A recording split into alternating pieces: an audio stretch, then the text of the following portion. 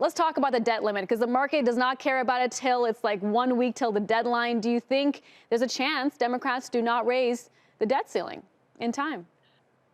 I think, in DC, you can never rule anything out, but consistently, both the Democrats and the Republicans, they haven't said how they're going to do it, but they have said consistently that they recognize the US is not going to default on its debt. So I think I'm pretty comfortable with that as a base case. As I said, never say never, but it feels as though we're likely going to get some kind of solution. Now, what exactly that solution looks like, I think depends on who wins the political battle in DC at the moment. But there are options on the table that allow for bipartisanship, that allow for single party to move forward.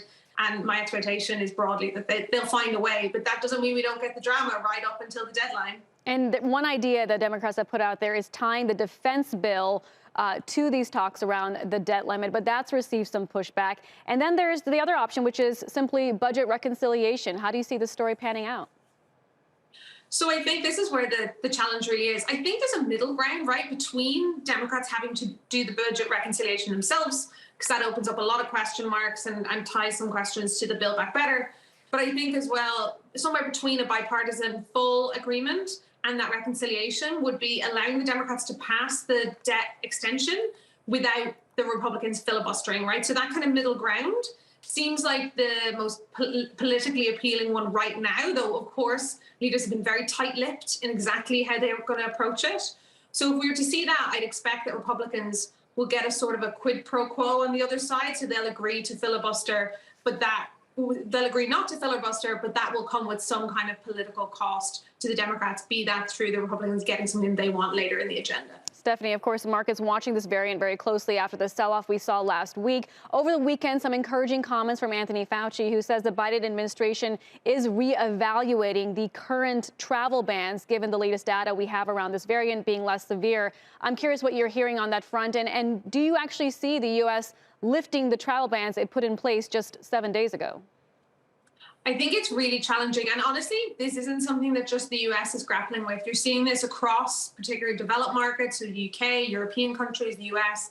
I think the challenge is, particularly as you start to find more Omicron at home, there comes up against more kind of critique, particularly given that you're talking about limiting travel from Southern African countries for the most part, which we know tend to be much more challenged when it comes to development. And as the Southern African authorities have kind of said, in some ways, they do lots of genomic testing, so they've picked this up, but there's no necessary proof that that's where it's come from. I think that's where the political battle is. I think in terms of what's likely on travel bans, I think travel bans tend to be very unpopular, and you'll see a lot of push and pull. But I do expect that rigorous testing is likely to actually stay in place for some time. So that idea in the US of having to test 24 hours before, I think that's likely, and you're seeing that in the UK and European countries as well.